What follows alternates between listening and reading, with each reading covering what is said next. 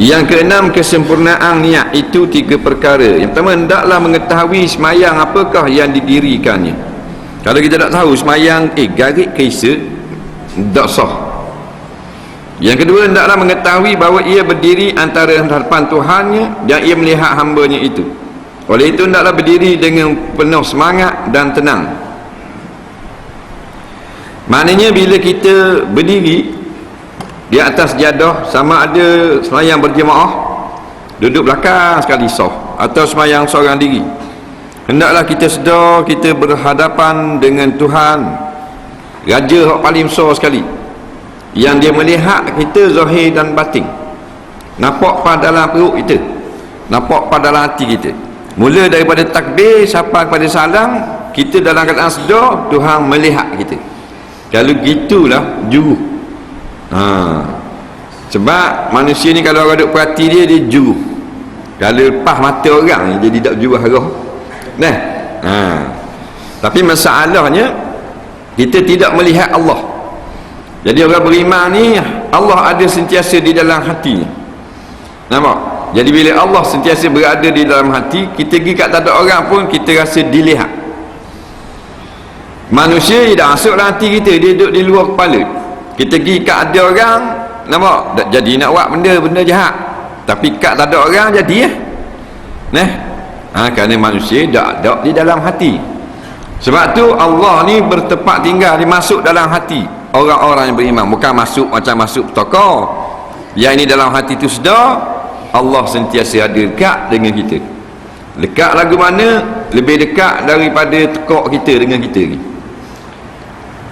Maka kalau ginilah biasanya berjuruh. Macam anak kita lah, depan kita kan berjuruh. Macam ni ada depan kita. Yang motosikal, abah main motor pinjam nak pusing motosikal je. Oleh pusing depan abah. Celui. Mata 16. Apa kat tu kau 16 lah. Jauh sikit masuk ujung tampatan. Ayah dia dah nampak dah. Serapang boh. Nampak? Maknanya berjuruh apabila diperhatikan.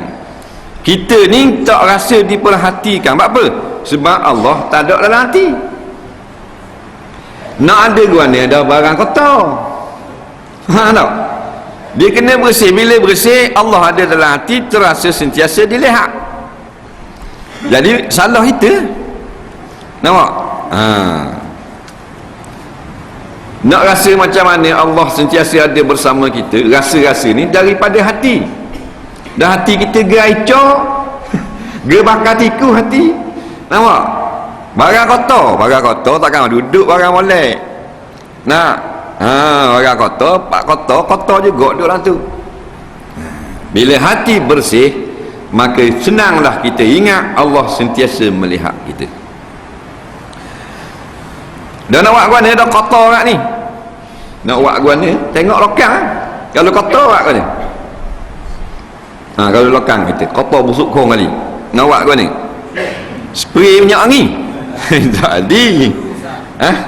Kena beru Nampak? Beru kalau beru bebek kurang hak mata bulu lembek tak anggar. Dia kena bulu kerah. Mata mager. Baru tangga. Nampak? Gitu juga dengan hati, kena beruh. Beruh niat mager, beruh taubat, beruh zikrullah. Nampak? Baru dia jadi cuci. Sebab setiap orang beriman selayaknya hatinya bertempat Allah di situ. Yang ini dia sentiasa ingat Allah, sentiasa melihat dia. Tapi tak hadir perasaan Allah duk tengok kita, kerana hati kita tak ada Allah.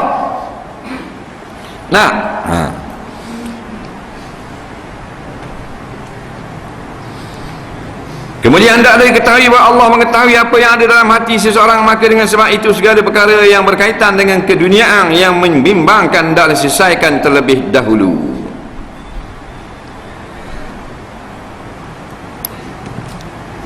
Innallaha alimun bizatis sudur, sebut dalam ayat Quran. Sesungguhnya Allah alimun, sangat-sangat tahu, bizatis sudur, dengan apa yang ada di dalam hati-hati kita. Kalau kita cakap lain, dalam hati kita lain, tapi kawan kita tak tahu, kita tak malu tau. Faham? Depan kawan kita cakap dia bagus, dia molek, dalam hati kita tak berahi ke dia tahu tak? Itu malu tak? Tak malu lah. Tapi kalau dia tahu dalam hati kita, mau dalam hati kau nguduh aku, mulut kata aku molek, bodoh jahat tak, memang kita malu lah gitu. Tapi kita sanggup lain di lidah, lain di hati, kerana orang yang berhadapan dengan kita, dia tak tahu benda yang dalam hati kita. Sebab tu kita sanggup muji dia. Nak depan oleh, belakang penyak. Nampak? Ni perangai rimako, ramai agak lah kapung macam ni. Rimako, depan oleh, belakang tikang lalu. Nak? Oleh beli kereta, potong saga. Nak? Tak naik kereta baru, tak kau naik kereta mu. Depan tuang kereta balik minum kopi, bang mesti sana tau. Bang mesti sana tau. Nampak? Mudah orang. Tu rima kau. Kalau jumpa kata bang, tak layak jadi manusia gitu. Orang dah buat saing. Depan ni dia kata sedap naik kereta. Nah. Belakang bang mesti sana. Maknanya kawan tu, maknanya kok piti harang kau nampak? Member dia pula, tahu ambil piti sana. Takkan tu baik kok halal. Kalau tak ada bukti, faham? Husnuzanni, walaupun peropok. Tu orang beriman. Peropok dia, tapi kita tak tahu jahat, seka baik. Jangan kata uduh ke jahat. Jangan, haram. Padahal bapak peropok. Nampak? Biar kita salah seka baik kepada orang jahat. Nampak? Daripada salah seka jahat pada orang baik. Kalau dia peropok sungguh, sangkaan kita betul. Kalau dia baik, kita pergi seka jahat, maka masuk dalam ayat inna ba'dha dhanni ismun. Sebahagian daripada hak kamu duk seka ke orang adalah dosa semata-mata.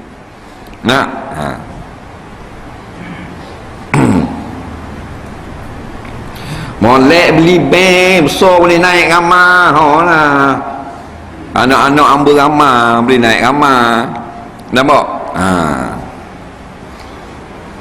Belakang anda kau so nak mati dah awak kau. Tu dia kata malaung tu, jenis malaung. Jangan awak saing nak gitu. Nampak? Kalau jumpa jiru air kopi panas atas muka, dah layak buat saing. Ada pula orang kata depan mu kata bagus, boleh main anak ramai, belakang mu kata gini gitu gini ramai gini. Jangan perangai gini, perangai jahat. Nampak? Walaupun pakai serban, walau pakai jubah, walau janggut sama cicah dengan pusat, kalau perangai gini ada, patak neraka. Nampak? Dia orang putih, dia kafir. Orang putih dia kafir, dia Kristian, Yahudi. Nampak? Mana hak tu syirik lah dia. Tapi orang putih ni dia tak ada macam orang Melayu berhingga empat. Ya tak? Dia tak ada maknanya fitnah orang deki-deki sama dia ada dia. Walau hak kafir tu dia kafir lah. Dia tak ada nak kondeng-kondeng waktu kondeng jiran ni tak ada. Ni Melayu ni, Melayu haprak. Islam tapi komunis. Nampak? Kalau orang rasa gaul dengan orang putih dia tak ada. Nampak? Cakap duduk saja minum orang putih makan dia kalau ada orang kawan. Dia tak ada dia nak mengupak jiran tu, jiran ni. Kalau kata, bagus. Jiran ni buat rumah, bagus. Orang putih style gitu. Nampak? Melayu dah. Dua orang lelaki bini beli kereta, dia anda kereta, kan dana. Aduh. Fitih ada tak beli kereta, akan motor semua. Pasal kedekut nak mampu. Tu Melayu. Batu nak menang mah Allah mengundi. Nak menang kau ni muka bitih.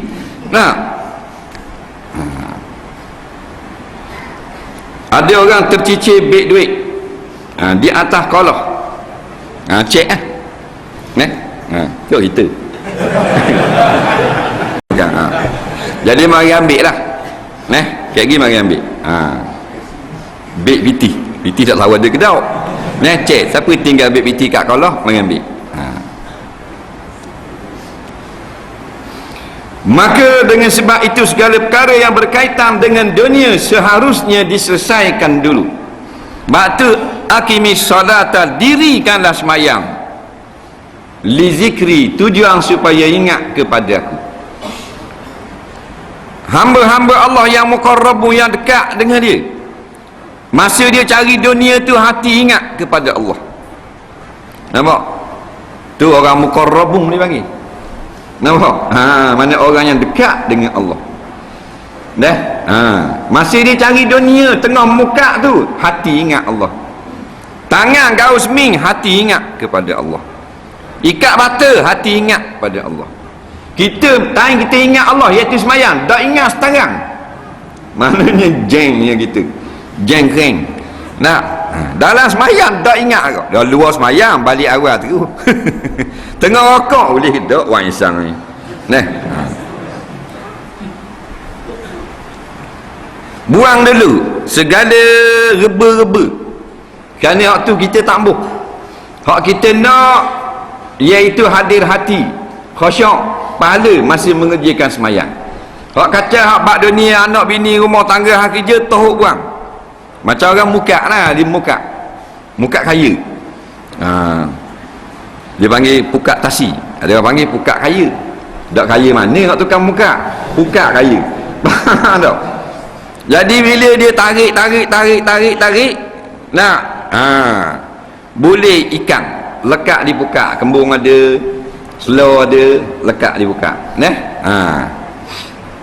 hak ikan dia ambil, nah, hak reba-reba dia teruk, dia tak ambil tu, supaya pukat dia kat gini dia nak letak semula bersih. Faham? Apa-apa teruk dah, rati-rati kayu, daun-daun kayu, hak benda-benda kacau awal, nampak? Kulit-kulit siput teruk belaka tu.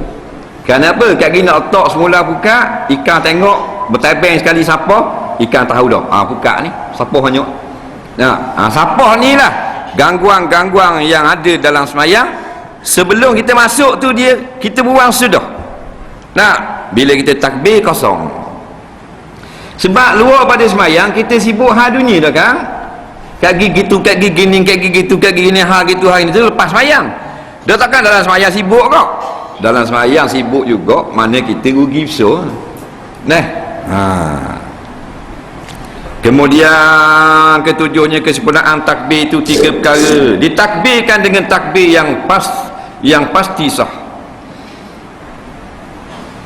Mana takbir betul-betul. Alif lam lam ha, alif kak bera tu biar dengar di telinga, walau belakang. Allahu akbar. Sah.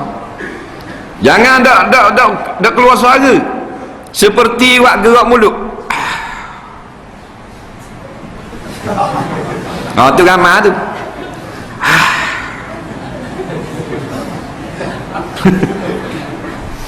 Macam nak mampu takbir.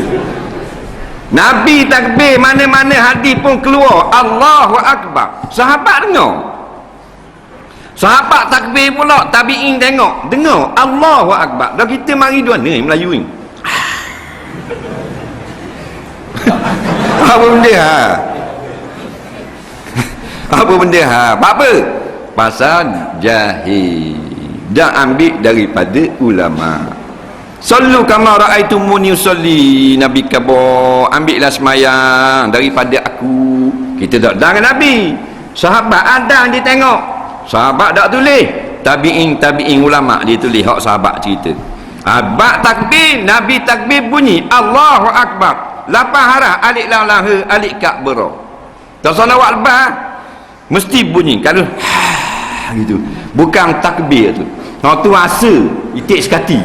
Nampak? Nak boleh ke masuk. Apa benda mabuk tadi ke apa? Tengok kau nu orang tunjuk orang semayang Mekah. Bukan tunjuk saja tu, tengok buat contoh. Musim-musim Ramadan kan dia tu TV3 Astro. Allahu akbar. Senang. Ada. Tak tahu tahun ni takut habis orang Malaysia jadi imam Majlis Haram terawih. Tak ada seorang Gi masjid Karachi di India, Allahu Akbar. Gi di Masjid Al-Aqsa, Allahu Akbar. Ada. Perang Malaysia, apa benda ni? Nah, ada pasal bodoh. Bapa bodoh, tak mau dengar, tak mau ambil orang alim ke apa, godok reka gitu, faham? Nak dunia bodoh tu, mayang bodoh tu. Ada orang takbir gitu, tak bunyi satu sah, satu huruf je tak bunyi. Allahu Akbar. Ada dosa. Macam-macam meseng. Orang ajar tak mau buat, dipanggil budak kerah kain. Hak kita kaboi tak buat. Nampak macam soker dia ambil budak kerja seorang.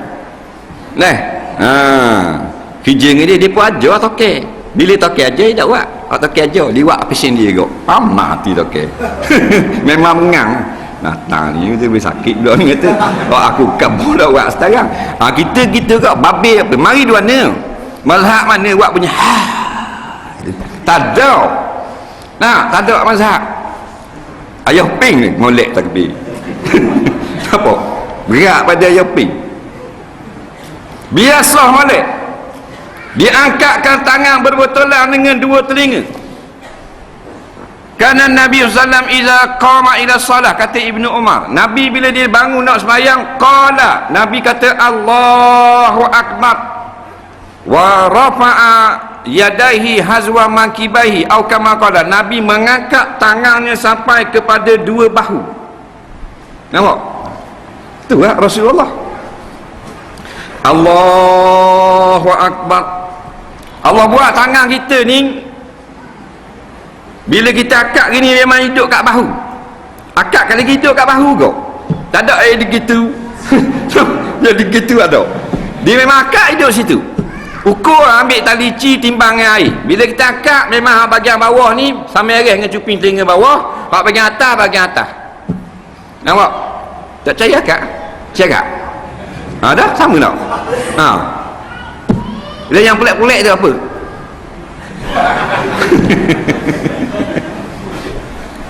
Nampak? Bawah tu Allah. Ada ke ni? Betul dah sah semayang pasal ni. Akad ni sunat je, tapi bid'ah. Diri tu molek dah tengok pada jubah kelas dah ni.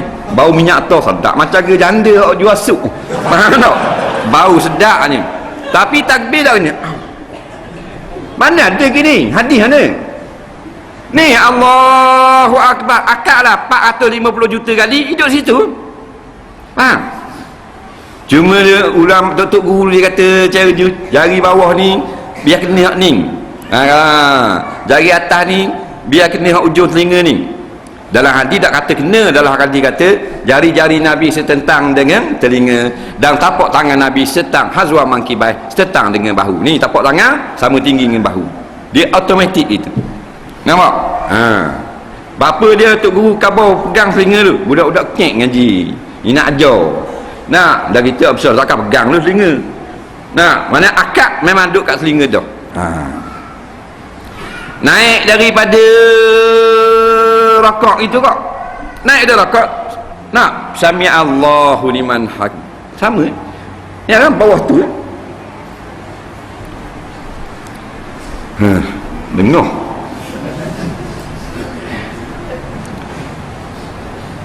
Lepas akad, letaklah tangan kanan atas tangan kiri. Letak saja sunat dah, pegang pun sunat. Buat gini pun boleh, ada hadis lagi. Kerana tidak ada detail khabar, maknanya hak ginilah betul, hak lain tak betul. Kerana beberapa riwayat ada. Faham? Ni tangan kita duduk ini, gini saja sah dah. Mazhab Syafi'i, Imam Syafi'i dia mengatakan hadis ni lebih kuat, iaitu menggenggam. Faham? Itu je. Tak ada masalah dah. Tapi terus daripada Allahu Akbar terus turun. Kita tidak turun Allahu Akbar. Dah lama mana tengok tu komeng. Wujud tak tembok. Tembok balik awal. Banyak bid'ah Melayu ni. Nampak? Benda ibadat kan. Lainlah maknanya benda tu yang ada khilaf ulama. Boleh tahan kira tak masalah baca Sayyidina, tu benda khilaf ulama, faham? Tak ada masalah, nak buat tak mau buat sudah. Masalah sapu dahi lepas mayang khilaf ulama, ada imam kata sunat, ada imam kata tak sunat. Ni gini ada imam kata ada faham tak? Tu ada mazhab ni. Tak ada bahan dia orang jahil. Ada budak cek sekarang tengok lah kena buat gitu semayang. You buat pula. Nampak? Lah jadi berpanjangan. Nak lari takbirkan dengan ta'zim dikala hati hadir. Bila kita kata Allahu Akbar, ingatlah sunat Allah tu yang maha besar. Yang wajib rukun semayang iaitu niat aku semayang fardu isyak makmum. Faham? Itu wajib. Ijtihad daripada ulama, daripada hadis innamal a'mal binniat. Tapi di antara hikmah disuruh kita takbir, tak suruh dengan kalimah lain. Padahal boleh Allah nak buat mulakan semayang dengan kalimah lain, boleh subhanallah, boleh tak? Tapi Allah pilih Allahu Akbar supaya kita mentakzim. Takzim ni maknanya membesarkan Allah. Bila membesarkan Allah, maknanya mengkecilkan ma siwa Allah, lain pada Allah kecil lagi. Kita Allah yang kecil nampak? Makhluk so. Makhluk so. Kalau pasca jangan lebih pada pukul 8, tak berani lebih. Nampak? Lagu-lagu mana pertembak juga motosikal kereta lori, supaya pasca jangan lebih 8 1 minit atau 9 1 minit. Sebab apa? Takut bos marah.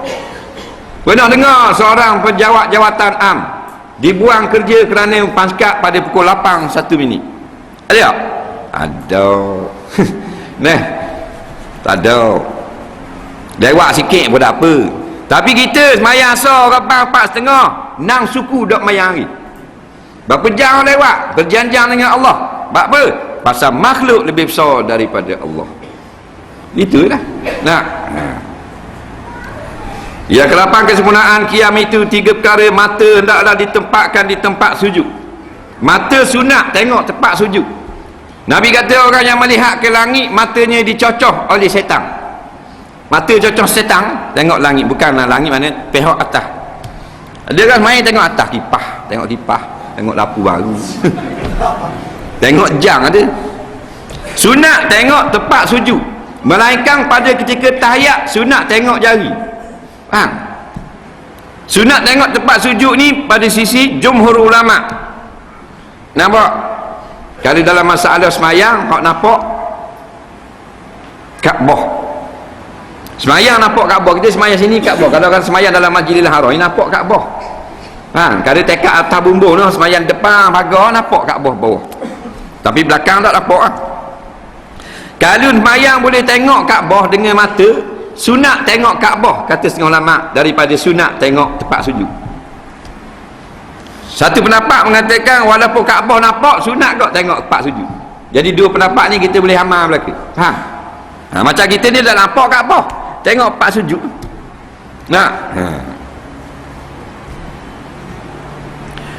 Berpaling ke kiri dan ke kanan makruh. Paling kiri kanan walaupun muka tak paling. Kita muka tak paling tak mayang, mata tengok keling. Mata keling. Ada orang tengok orang sebelah dia. Kabodah itu tengok orang sebelah. Kita mayang belah dia. Kita duduk lightning, dia duduk lightning, dia tengok kita.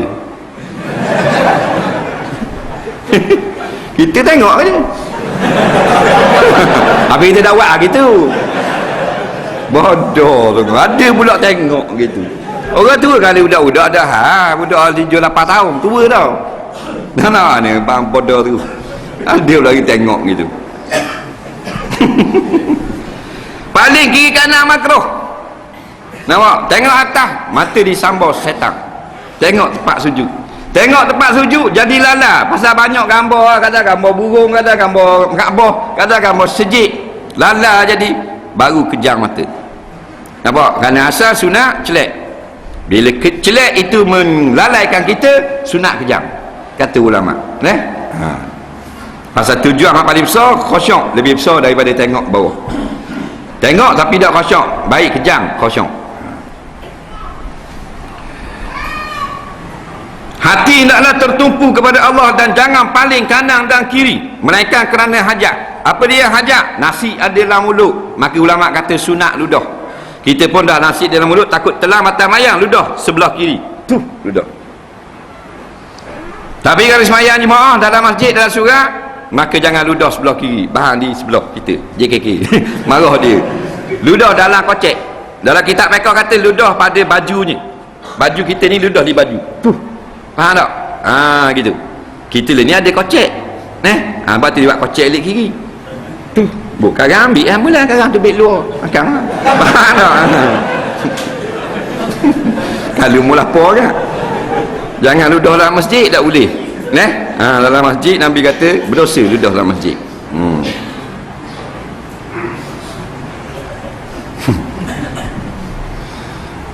Kesembilan, kesempurnaan bacaan itu 3 perkara. Bacaan yang sahih dengan tertib dan ketiadaan berlagu-lagu. Bacaan yang sahih ni bacaan yang betul. Mana huruf ra sebut ra, huruf mim sebut mim, huruf ta sebut ta. Jangan balik za dengan za dengan zai tukar bimbo kali. Sebab tu lah sementara ada orang ajar ngaji ni, kita gilah belajar. Dah kita tak pandai dah tak apa. Sebab sedap dah wajib baca betul. Dan baca betul, tak mau ngaji dah, tak apa dah. Nak ngaji lagi, sunat biar banyak lagi ilmu tajwid. Faham? Masalahnya ramai ada erti baca. Ring belaka. Padahal ring jumpa dengan ra, ghairi sama. Ghairi. Dari sebut ra. Bab apa? Dalam bab akhirat. Kalau bab dunia molek Ronaldo. Itu masalah. Tapi setan dia kata, mu nak pergi ngaji, mu 25 dah umur, budak-budak tu. Duk ngaji dengan Pak Mak umur 8 tahun, 9 tahun, mu nak capur. Mu tak malu muka mu. Setan cocok. Kita pun, ya sungguh segang kat aku. Sogi lah. Nampak? Tak pergi bodoh pak mampu. Tak boleh baca Fatihah tu. Siapa yang tak pergi belajar Fatihah, dia baca tak betul, tak sah semayang dia. Siapa yang pergi belajar dah, tak betul juga, sah semayang dia. Ada beza tak? Dia pergi belajar ngetuk guru, dia pergi belajar ngaji, tapi tak betul juga. Jenis lidah ni macam ke mozek lidah. Takkan betul. 8 orang guru pening pada tu guru. Tak betul juga. Hukumnya sah semayang. Walaupun tak betul. Sebab dia rajin pergi belajar. Itu ulama sebut. Siapa yang tak pergi belajar, dia baca betul, sah. Tak betul, tak sah. Tak. Yang heran tu dia dimalu tu apa? Malu nak pergi ngaji Quran. Dah kita besar dah 18 tahun, 25 tahun, malu dah budak ngaji Quran, dah cek-cek. Dah atur haji juk ngaji tu atau wakah. Dah atau walasah. Malu dia pergi ngaji Quran sebab bila kita boleh baca Fatihah dengan betul, semayang kita sah. Kita tak pandai baca Yasin, tak pergi. Tak pandai baca surah Al-Baqarah, boleh tahan lagi. Tak pandai baca Fatihah, Allah Rabbi, balik awal. Sebab dia rukun semayang. La salata liman lam yaqra bi Fatihatil kitab. Nabi kata au kama qala. Tak jadi semayang kalau tak baca Fatihah. Tidak jadi Fatihah kalau tidak waratil Qur'ana tartila. Tak baca dengan tertib.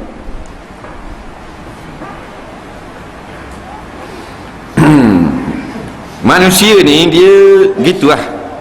Terlampau banyak sangat budi Tuhan, dia tak kenal budi. Nampak?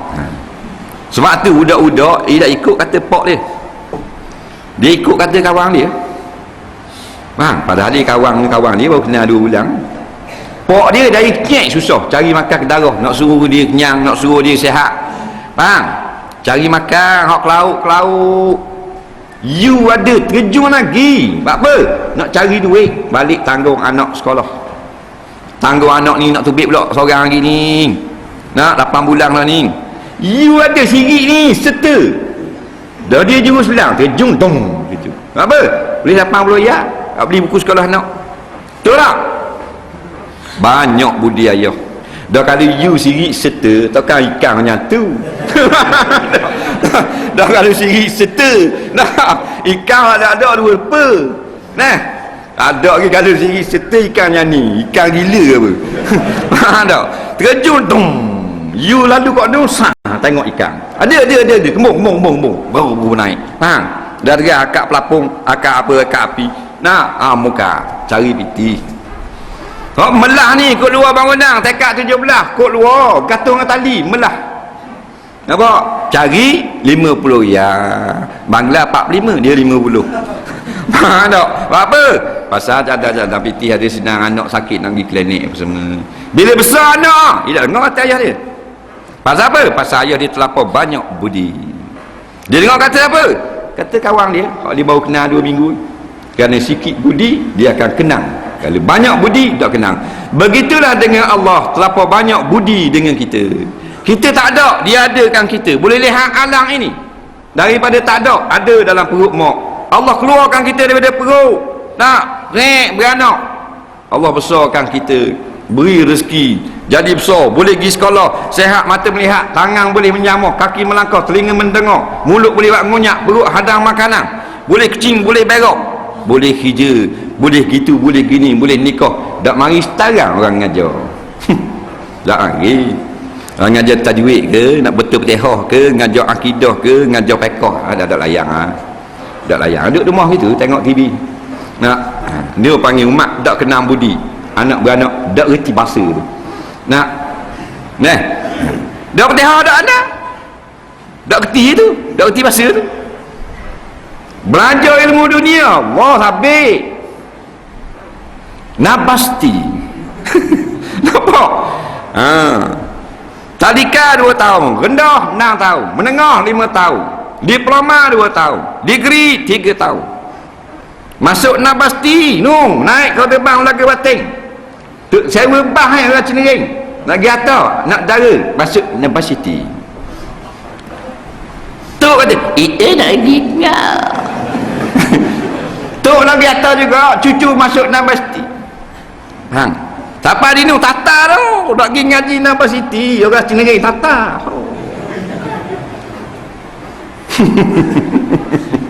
Padahal bukan kata bang tu, kata bang lain, tata tu. Balik ke pergi ambil, sambung. 4 tahun belajar, tinggal kapung, tinggal wazir. Tok mati tak dah balik, belajar ilmu dunia. Nah, ilmu akhirat, malah layang aku, derut-derang duduk di rumah. Tak terbit universiti. Bodoh ke lembu. Hak universiti tu Tuhan tanya lah kubur lagi. Ada tanya. Kita tanya lah kubur, kimia berapa boleh nak kubur? Fizik berapa? Pas ke tak? Nampak? Tak tanya akidah, tanya halal haram, tanya gadai, hutang, jual beli, nikah kahwin, tanya. Dah kalau jahil, mana hak dia kalau dia cari ilmu dunia sampai berlapis-lapis mengaji, hak orang ngajar agama tak mau mari dengar, ni panggil mak tak reti bahasa. Kurang ajar. Bahasa mak pak tak ajar. Betul tak? Dah. Gitu lah.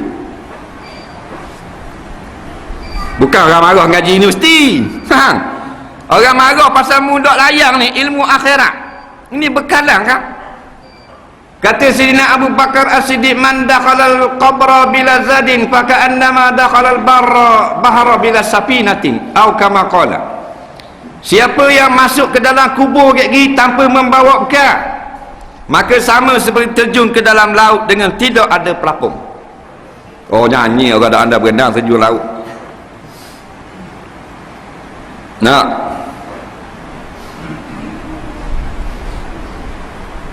mak kita tu dah nak jalan pun bokok dah 75 dah mak.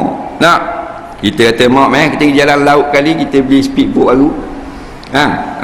Mak kita sukalah anak beli speedboat baru 27 kaki enjin 115 kuda 2 ting. Nak sapan laut tu hok biru, jangan hok hijau tahu hok biru bahaya. Faham?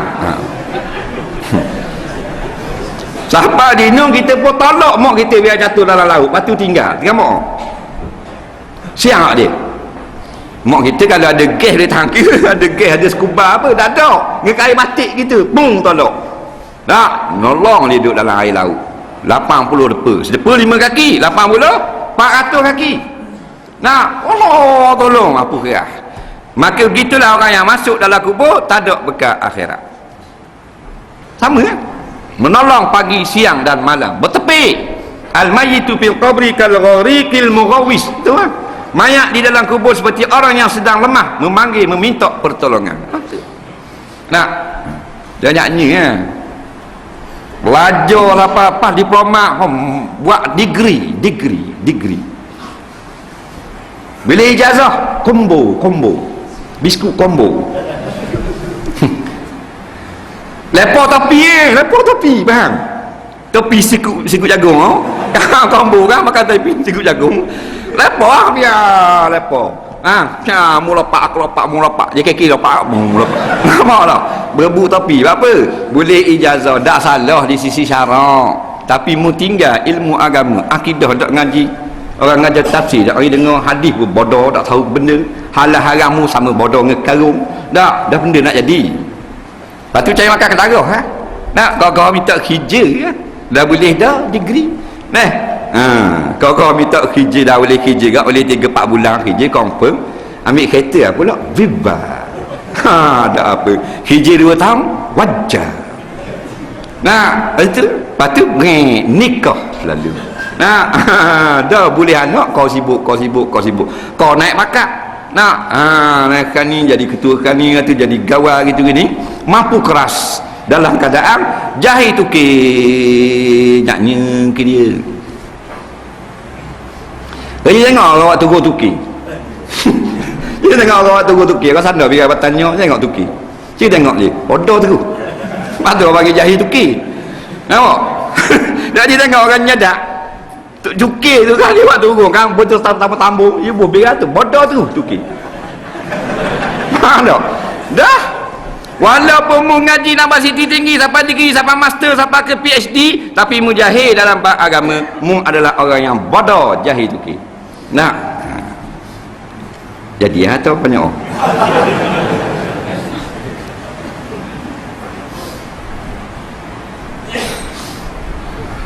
kesempurnaan bacaan itu 3 perkara bertiga tu deh. Wallahu a'lam. Apakah hukum bagi orang yang menjadikan artis pemain bola sebagai idola? Apakah hukum bagi artis dapat duit daripada nyanyian lakonan? Syubhah, haram, makruh atau harus? Idola ni maknanya orang yang kita jadikan contoh dalam kehidupan. Jadi sebaik-baik contoh tak ada lain lah Rasulullah SAW.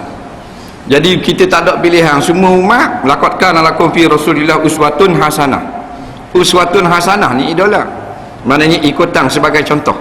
Sesungguhnya bagi kamu tengok Rasulullah tu lah, dialah contoh yang terbaik supaya kamu ikut. Kita tak ada pilihan tentang ayat ini. Bukan maknanya kita rasa nak ikut Rasulullah boleh. Orang ni dia tak rasa tak mau ikut Rasulullah, dia nak ikut orang lain buat idola. Dr. Mahathir tak boleh, tak ada pilihan. Bila kita nama orang beriman mengucap 2 kalimah syahadah, contoh patut yang kita jadi ikutan ialah Nabi Muhammad SAW. Suka tengok orang main bola tak ada masalah, tapi tak payah jadikan idola. Ni tengok orang nyanyi minat kumpulan Rehan, minat kumpulan Brother apa semua, tengok tak ada masalah, dengar, tapi bukan dia lah idola, bukan contoh terbaik ialah Nabi Muhammad SAW. Melainkan orang-orang yang elok jalannya pada jalan-jalan agama boleh juga kita jadikan contoh. Nampak? Dia sangat meminati Imam Ghazali, orang ni minat syekh ni, orang ni minat ulama ni, tu baru molek je ni. Kalau pemain bola tak payah jadi idola lah. Tengok saja sudah. Pendapatan penyanyi haram, halal, syubhah, harus, haram. Jawabnya tengok pada nyanyian. Kalau nyanyian tu halal, harus, hukumnya halal. Kalau nyanyian dia haram, maka haram. Sebab nyanyi bukan haram. Nampak? Dia bukan nyanyi tu haram lalu. Macam kita cakap, nyanyi ni macam cakap. Cakap haram. Ada kala haram, ada kala harus. Cakap pun dia haram. Fitnah orang haram. Cakap biasa sembang petang-petang haram tak? Nyanyi gitu kak, dia macam cakap kak, cuma dia kalam nasar, kalam syair. Kalam nasar, kalam biasa. Nampak? Cakap biasa. Kalau nyanyi cakap juga, tapi dia ada irama. Nampak? Dia ada irama. Dia gitu.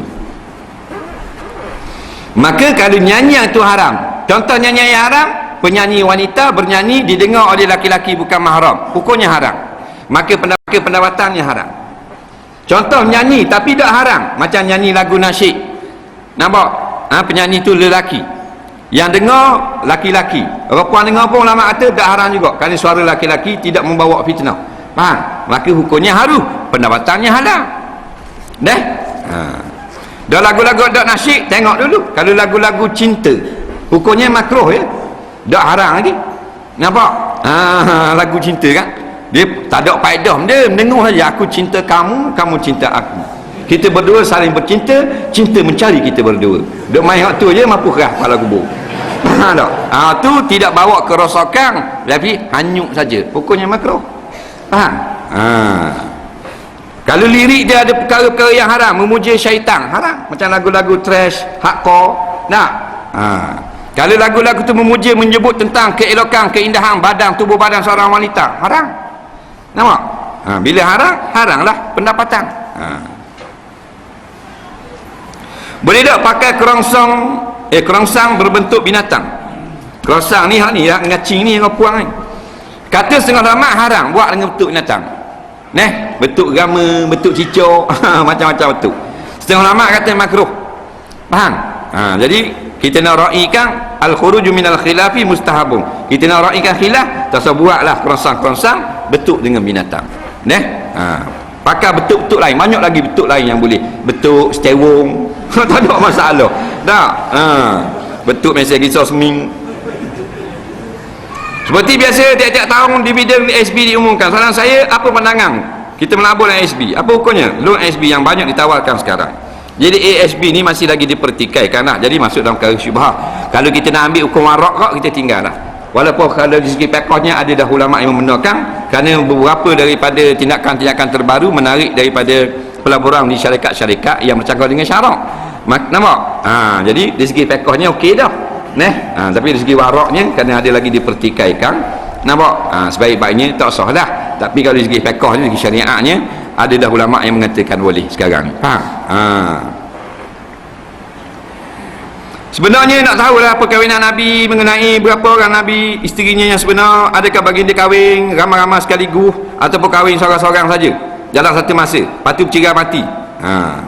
Sekian, terima kasih. Rasulullah dah kahwin sekaligus. Rasulullah kahwin seorang dulu, iaitu Khadijah. Nampak? Siti Khadijah. Siti bukan nama dia, nama Khadijah binti apa? Khuwailid. Khadijah ni lebih tua daripada Nabi dan dia majikan Nabi. Majikan, kalau kita gak tuan punya syarikat, tapi dia tengok pekerjanya Rasulullah ni jujur, maka dipinang Rasulullah. Itu perkahwinan yang pertama. Nabi umur 25, Khadijah ada khilaf, tengah orang kata umur 30, tengah orang kata umur 40, tengah orang kata umur 35. Faham? Khadijah pinang Nabi, dah tengok juru. Batu orang puang, kalau tengok ada orang lelaki juru, nak pinang dia. Tapi bukan orang tu pergi khabar, melalui perantaraan. Nampak? Khabar ke orang lelaki, pak saudara dia, supaya Nabi ni masuk meminang Khadijah, tapi daripada Khadijah. Faham lagi? Tengok comel bagus budak ni, gisurah sejik sipang pak ada amor dia. Ustaz mana-mana pun mari tak mau tengok. Aku ada anak puang seorang. Nak, 2 kali SPM tau. 3 kali tega ke khubah dah bayar SPM, dak pas tarang. Nampak? Biar aku nikah dengan budak ni juru, nampak? Gitu lah. Nak, tu cara dia. Kemudian bila wafat, baru Nabi berkahwin dengan isteri yang lain, bukan secara sekaligus, seorang demi seorang. Nampak? Bukan sekaligus. Tapi kalau kita kahwin sekaligus pun sah juga. Boleh, tak ada masalah. Cikgu. Tok Imam. Boleh kahwin sekaligus. Ada kuota 3 gitu. Pak, sekaligus sah. Aku akan nikah wahai Tok Imam. Nampak? Dengan Semek binti Mamak dan Ketung binti Wahab dan Snik binti Dalah dan Selema binti Makyih. Nampak? Nampak? Dengan mas kahwinnya tiap-tiap seorang 115 riyal. Nampak? Tok Imam menjawab, aku terimalah nikahnya dengan keempat-empat nama yang tersebut itu. Tak apa kan? Baik. Nampak? Mana Tok Imam? Baik. Dah hari dah subuh.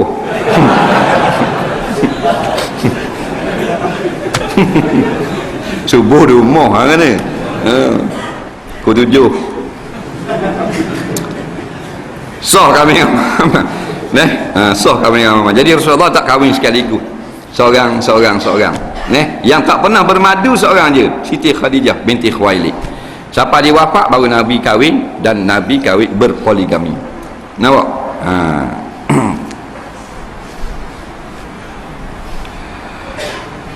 Dalam solat saya ada dua benda nak tanya. Fikiran kita bercara sama tak dengan hati? Dalam hati cuba ingat Allah, tapi akal fikiran terasa tidak apa ni, tidak ikut, terngiang-ngiang bunyi lagu. Terngiang-ngiang bunyi lagu. Baik, dia kata hati dia nak ingat kepada Allah, tetapi perasaan nak suruh ingat benda lain. Hati dengan perasaan sama tak ke lain? Jawabnya hak tulis je. Hati dan perasaan itulah. Kerana rasa-rasa ni, perasaan tu daripada rasa, dia tambah per dengan ang belakang. Perasaan, pemakanan, pelarian, perihsanan. Jadi asalnya rasa itu daripada hati. Rasa ni banyak, rasa suka, rasa gembira, rasa sedih, nampak? Rasa benda lagi, malu, nampak? Rasa mana? Hati ke, kat lutut ke, kat keting ke, kat tekak, kat hidung, kat siku, kat tiok. Kalau kita rasa nak marah, kat mana? Hati tak? Jadi perasaan dan hati hak tu. Jadi rasa hati kita nak khusyuk, cuba nak khusyuk, tapi dia kata mari rasa supaya ingat ke lain. Hak tu syaitan. Nampak? Tu syaitan. Sebut dalam hadis riwayat Imam Muwatta, bila kita takbir maka datang syaitan supaya kita ingat kepada itu dan ini. Dia kata, ya fulan, uzkur kaza wa kaza. Hei si fulan, Nabi cerita ni, mu ingat benda ni, mu ingat benda ni. Bukan perasaan tu, hak tu syaitan. Nampak? Jadi kalau hati kita ikut, maka kita pun lara, ditulis sebagai semayang yang lalai. Kita dah ikut, dia mari kacau, dah ikut, kita tetap tumpu pada semayang, tamam, sempurna semayang kita. Faham? Soalan seterusnya,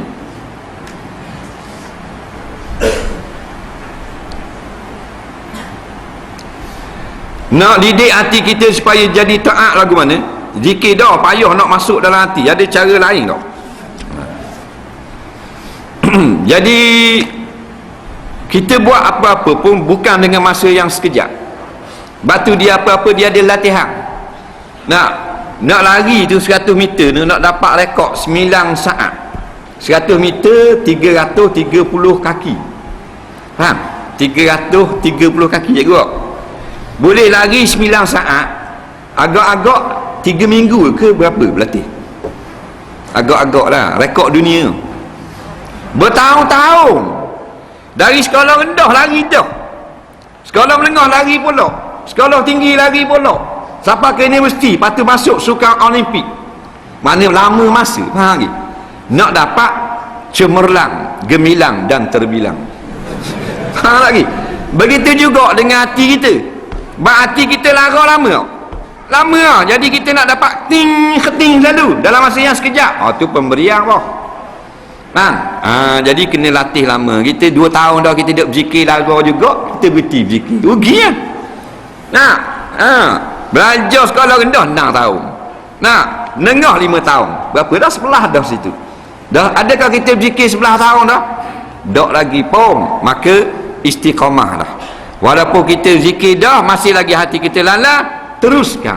Itulah martabat kita. Allah tak marah kita tak sapa martabat hati kita bersih, sedangkan kita sudah berusaha. Allah beri pula di atas susah payah kita berusaha berzikir untuk membersihkan hati. Tak susah. Lepas sembahyang maghrib kita tidur, bangun lewat malam, adakah boleh kita sembahyang tahajud dulu daripada isyak? Lepas bangun dari tidur kita sembahyang isyak. Untuk sembahyang tahajud, adakah kita kena tidur sekali lagi? Jawabnya setengah ulama kata, kalau kita nak sembahyang tahajud, tak syarat kita kena sembahyang isyak dulu. Tahajud ini sembahyang kita kerjakan selepas kita tidur pada waktu malam. Lepas sembahyang garik, ngantuk mata, tidur. Bangun tak bangun, pukul 12. Boleh tak kita sembahyang tahajud? Jawabnya boleh, kata setengah ulama, walaupun tak sembahyang isyak lagi. Yang disyaratkan tak ada khilaf, mesti kena sembahyang di isyak dulu, sembahyang witir. Semayang witir tak boleh. Kita bangun kopak pagi, kita nak semayang witir dulu isyak ke diam, tak boleh. Bab syarat semayang witir selepas semayang isyak. Faham? Nampak? Tapi bukan syarat semayang tahajud selepas semayang isyak. Syarat sah semayang tahajud selepas kita bangun di tengah malam. Faham? Lepas bangun tidur kita semayang isyak untuk semayang tahajud. Adakah kita kena tidur sekali lagi? Jawabnya tak payah. Kita bangun tengah malam tu kita semayang isyak, tak semayang tahajud pun orang panggil tahajud juga menurut setengah ulama dalam mazhab Syafi'i. Kita bangun tengah malam pukul 2, pukul 3, kita semayang isya saja. Nah, kita jenis berakhir semayang isya tengah malam. Isya tu dipanggil tahajud. Kerana tahajud bukan syarat niat usolli sunnat tahajud ni.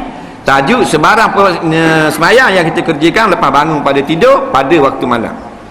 Jadi lepas nak semayang isya pun boleh, lepas semayang isya nak semayang tahajud pun boleh, nak semayang hak lain pun boleh. Dah?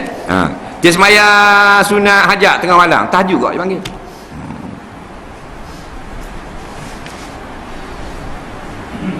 Nak semayang tahajud kita kena semayang bangun tu semayang selalu ke boleh buat benda lain dulu? Dia bangun tengah malam, dia tanya adakah kita syarat nak buat tahajud tu lepas bangun kena buat lalu? Jawabnya tak boleh. Mana boleh buat lalu, mana ada wuduk dah mau tidur. Kena ambil wuduk dulu. Baru boleh semayang tahajud. Nampak? Tapi tak tanya gitu. Boleh tak makan nasi dulu baru semayang tahajud? Nak? Boleh, tak ada masalah. Tak syarat kena buat selalu. Asal daripada bangun kita nak makan nasi dulu boleh. Turun pergi tutup pintu pagar rumah dulu boleh. Itik dah ingat masuk pula pergi kepung itik pula pukul 4:30 pagi boleh. Balik kepung itik basuh tangan mayang tahajud boleh. Nampak? Tak ada syarat bangun mesti tahajud lalu. Buat benda lain dulu boleh, tak ada masalah. Nak tahajud bini kita dulu pun boleh, tak ada masalah. Dah. Tapi mandi jangan ada mandi pula.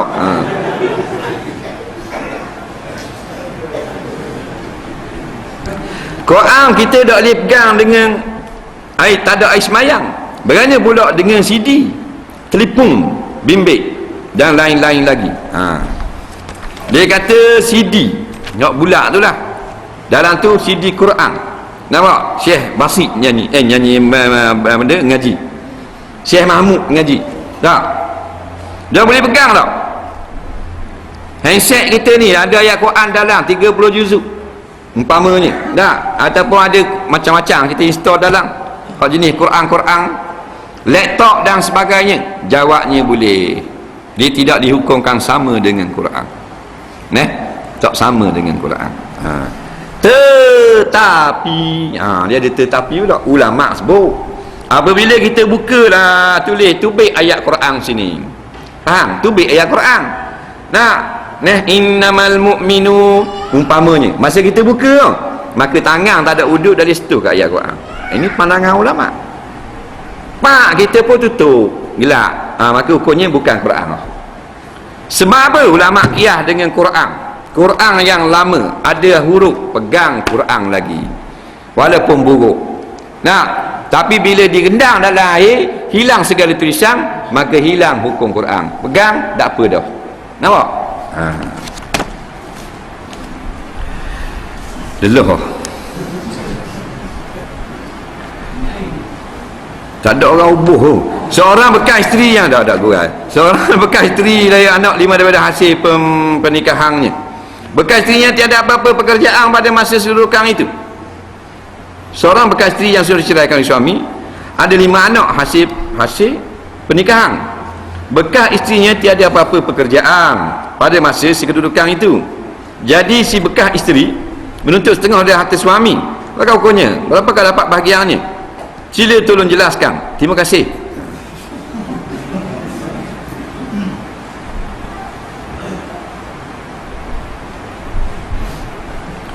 Dia ni nikahlah dengan suaminya, dapat 5 orang anak, lepas tu cerai. Bila cerai dia minta separuh harta.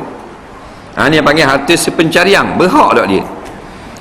Isteri yang dapat harta sepencarian 2 jenis. Yang pertama, dia kerja cari makan, suami dia kerja, dan bila dapat duit bagi beli. Isteri beli gerabak, suami beli dapur. Kadang-kadang isteri beli puyuk, suami beli sudu. Kadang-kadang isteri beki jambang, suami beki garah. Nampak? Atap pula pecah, suami beki, isteri beli kipas. Lama-lama moleklah rumah, dah kau duduk lama.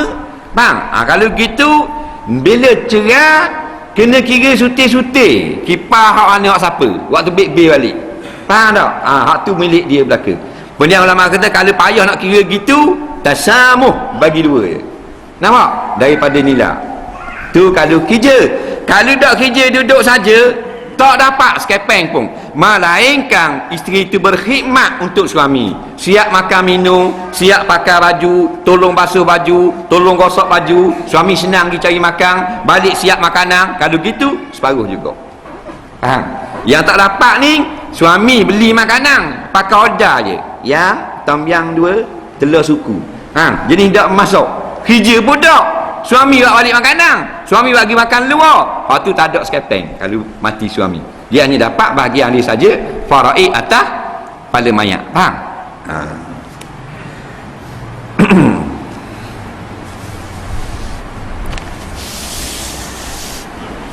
Saya baru saja mati isteri minggu lalu. Yang dia pohon memudahkan beberapa kemusykilan saya. Puasa yang ditinggal bulan Ramadan lalu tak sempat ganti kerana uzur dan tidak sihat. Macam mana kami nak selesaikan kewajipan sama ada perlu ganti kalau bilangan hari puasa yang tinggalkan atau bayar fidyah? Kena buat kedua-dua, puasa qada dan bayar fidyah. Baik, dengar molek, pakai dulu kini selama ni. Ayah kita sakit, tak boleh nak puasa, tinggal 1 hari. Sakit tu bukan jenis sakit biasa, sakit berat, tak dosa lah ayah kita tinggal. Maka bila sakit jenis berat ni, tak, kalau sakit yang ada harapan sembuh, ayah kita kena qada. Bang, faman kana minkum maridan aw ala safarin fa iddatu min ayamin ukhra. Siapa sakit, siapa duduk dalam musafir, tak boleh nak puasa, maka qada pada hari lain. Tak dan qada mati ayah. Jawabnya bayar dengan fidyah. Nah. Jadi waris dia ada 2 pilihan. Sama ada bayar fidyah atau tolong puasa. Contohnya, faham? Waris bayar fidyah ataupun tolong puasa. Ni hak mati bini, bila bini mati suami waris dak? Cik jawab. Waris benda mana waris? Orang yang boleh makan harta si mati. Jadi dalam kes isteri mati, suami adalah waris. Jadi suami ada 2 pilihan, nak ambil duit untuk bayar fidyah boleh, ataupun suami tolong puasa boleh juga. Bila suami puasa dah 2 hari hak bini tinggal itu, tak ada bayar fidyah. Bila suami tolong bayar fidyah je, tak perlu qada apa-apa. Faham lagi? Salah satu, bukan buat dua-dua. Nampak? Salah satu je. Masa hidup, arwah pernah minta saya urutkan pasang kabinet dapur menggunakan wang sepadan arwah. Soalannya, adakah permintaan arwah tersebut dikira sebagai wasiat yang perlu dilaksanakan? Bolehkah jelaskan perbezaan pesanan permintaan wasiat dan duit mana yang perlu digunakan? Jadi masa hidup dia kata, piti ni wak kabinet dapur ni ambil piti kita lah. Tiba-tiba mati. Bila mati memang ambil duit dia untuk bayar upah wak kabinet 300 riyal. Nampak? Tapi kalau tak wak lagi kabinet tu, jadi wasiat kena wak ke tak? Jawabnya tengok lapar isteri dia kata gua ni. Kalau isteri dia kata kalau aku mati, nak waklah kabinet ni dapur jadi molek, maka kalau isteri dia mati jadi ada pitih dia tinggal, maka itu adalah wasiat namanya, yang wajib ditunaikan. Nampak? Tapi masih kalau dia kata bukan bila aku mati, nampak? Suruh laki buat kabinet je, tak sebut kalau aku mati. Tu bukan wasiat. Wasiat kalau aku mati, faham ke? Lepas aku tak ada kat gi, after I die, kau anda lah asal faham. Nampak? Kalau tak ada lebut pas aku mati, bukan wasiat. Tiap-tiap wasiat tu kena tunai. Tengok lu tinggal piti tau. Tak tinggal piti tak wajib tunai. Nampak? Kalau ayah nanti ambillah 10,000 dalam bank ayah, we ke sejik sendiri. Wajib tunai cikgu. Semua orang dengar. Ada MP4, MP3, MP5 ada berapa? Dia memang kata wajib tunai. Tengok duit dulu bawah.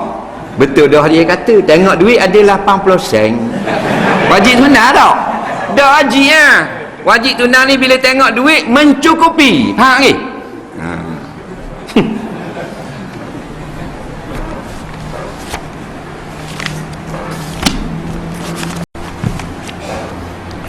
Saya Saya nak minta pandangan, bagaimana pandangan Islam mengenai muzik diiringi alat muzik moden seperti yang dia main kali pulang wali band. Adakah alat muzik begini dibenarkan dalam Islam?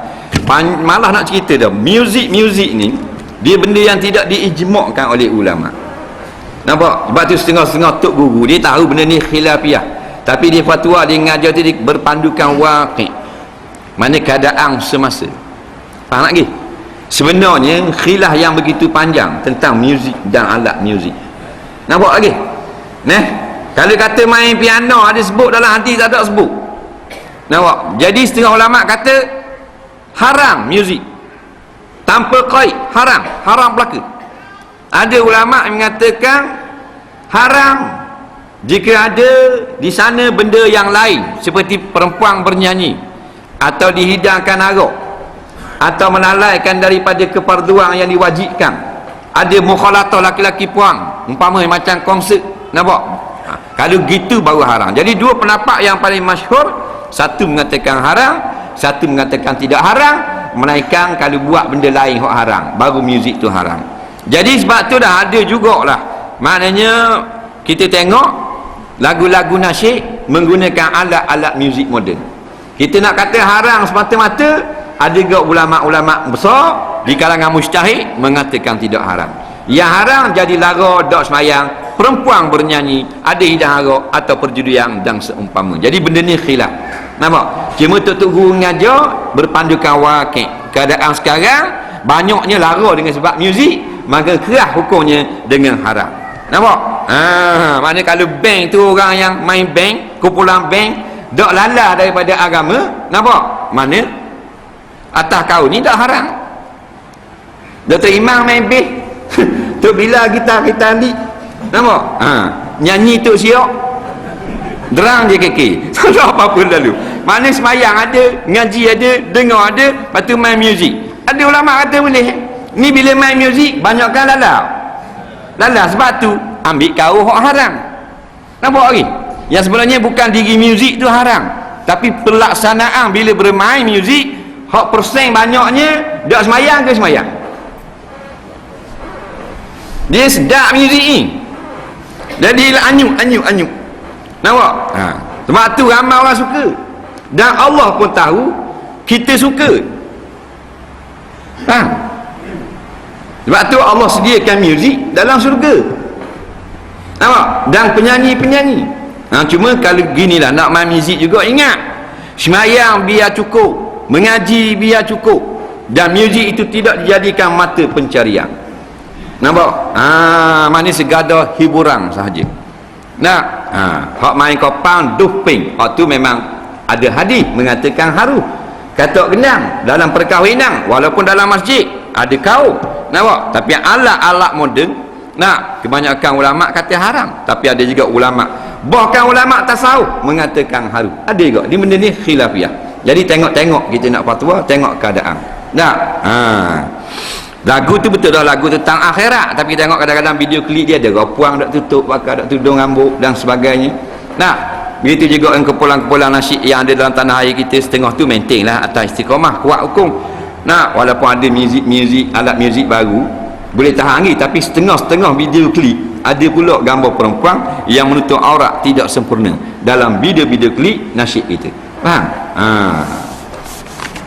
Soalan terakhir, saya nak minta pandangan, apakah sah solat seorang itu dengan memakai makeup?